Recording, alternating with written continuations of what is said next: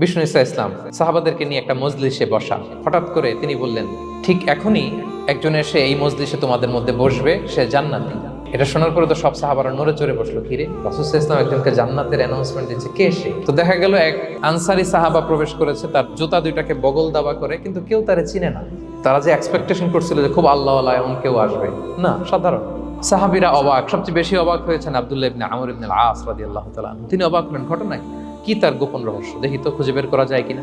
তিনি ওই সাহাবীর বাড়িতে গেলেন, যে তখন তিনি বললেন, তিনটা ভরা মজলিসে বিষ্ণু সাল্লাল্লাহু আলাইহি ওয়াসাল্লাম তোমাকে জান্নাতি বলে ঘোষণা দিয়েছে। আমি দেখতে চেয়েছি যে তুমি কি আমল করো। ওই সাহাবী বলে, আমিও জানি না, তবে একটা ব্যাপার আমি মনে করি, হয়তো এটা আল্লাহর কাছে পছন্দনীয় হতে পারে। এইবার তো আব্দুল্লাহ বলে, ওই তবেটা কি বলে, যে আমি প্রতিদিন যখন রাতে বিছানায় ঘুমোতে যাই, আমি ঘুমোতে যাওয়ার আগে সবাইকে ক্ষমা করে তারপর বিছানায় যাই।